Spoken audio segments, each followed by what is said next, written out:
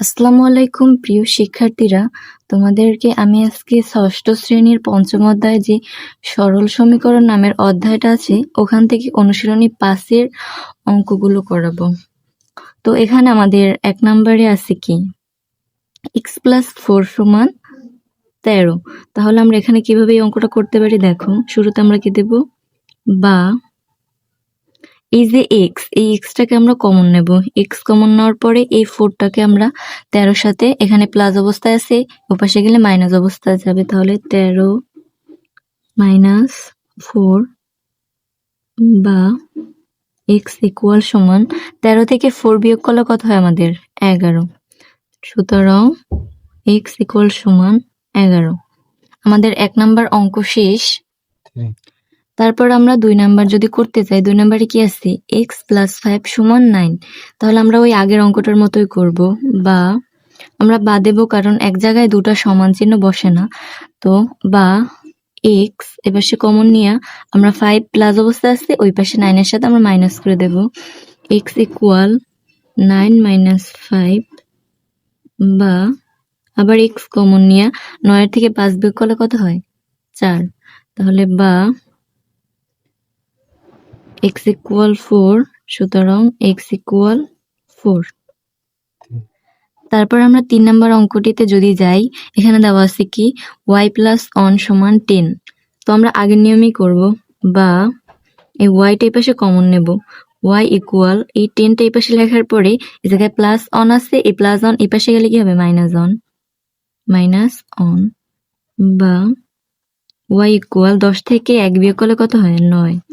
সুতরাং y = কত? 9। এটাই আমাদের অ্যান্সার। তারপর আমরা আমাদের 4 নম্বর অঙ্কে যাই। 4 নম্বর অঙ্ক আছে কি y - 5 = 11। তাহলে আগের মতো আবার করব, বা এই y-টাকে আমরা কমন নেব। y = 11, এপাশে -5 আছে, এপাশে গেলে কি হবে? +5 বা y = 11 + 5 যোগ করলে কত হয়? 16। সুতরাং y = 16। এটাই আমাদের অ্যান্সার। আচ্ছা, এইবার আমরা 5 নাম্বার অঙ্কে যাব। 5 নাম্বার অঙ্ক কি আছে? z+3 = 15। তো বা আমরা এই জেডটাকে এপাশে কমন রাখবো। z = 15, এপাশে কি আছে? +3, এপাশে গেলে কি হবে? -3 বা z = কত? 15 থেকে 3 বিয়োগ করলে কত হয়? 12। সুতরাং z = কত? 12। এটাই আমাদের অ্যান্সার। আচ্ছা, এবার যদি আমরা 6 নাম্বার অঙ্কে যাই, 6 নাম্বার অঙ্কটা একটু ডিফারেন্ট টাইপের অঙ্ক। এখানে দেওয়া আছে কি 3x = কত? 12। এই জায়গায় কোনো এক্সট্রা বাড়তি 3টে সংখ্যা নেই। তো এই অঙ্কটা আমরা কিভাবে করব দেখবা। এখানে আমরা বা লিখব। বা লেখার পরে এই যে x আছে, x এর সাথে আছে কত? 3। তাহলে আমরা x-টাকে শুধু কমন নেব। x কমন নেওয়ার পরে এই যে 12, এই 12টাকে আমরা 3 এর সাথে ভাগ করে দেব। 12 ভাগ কত হবে? 3। বা x = কত? 3 ঘরের নামতা পড়ে আমরা 12 কত দিয়ে কাটতে পারি? যেমন 3 অক্ষে 3, 3 দ্বিগুণে 6, 3 3 9, 3 4 12। তাহলে কত হয়? 4। তাহলে 4। সুতরাং x = কত? 4। এটাই আমাদের অ্যান্সার। আচ্ছা, এবার আমরা 7 নাম্বার অঙ্কে আসি।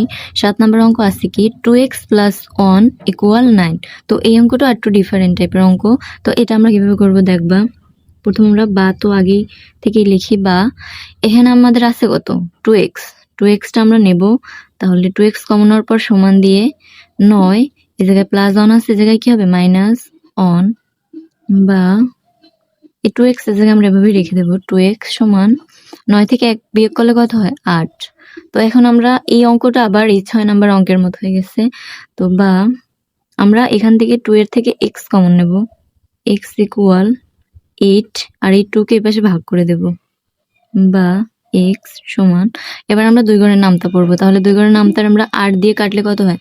2 একে 2, 2 দ্বিগুণে 4, 3 দ্বিগুণে 6, 4 দ্বিগুণে 8, 4। সুতরাং x = কত?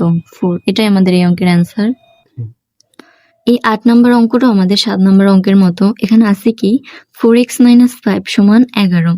তাহলে আমরা বা লিখব। বা এখানেও আমরা 4x কমন রাখবো। 4x = 11, এখানে কি আছে? -5, এপাশে গেলে কি হবে? +5 বা 4x আবার আমরা কমন রেখে 11 আর 5 যোগ করলে কত হয় 16, বা এখানে আবার আমরা x কমন নেব। এবার 4 এর থেকে আমরা x কমন নিয়ে 16 সাথে 4 আমরা ভাগ করে দেব, বা x ইকুয়াল 4 দিয়ে 16 আমরা কাটলে কত হয় 4 4 16।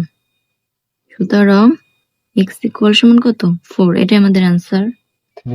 আচ্ছা, এবারে আমরা 9 নম্বর অঙ্কে যাই। 9 নম্বর অঙ্কে আছে কি 3x - 5 সমান 17।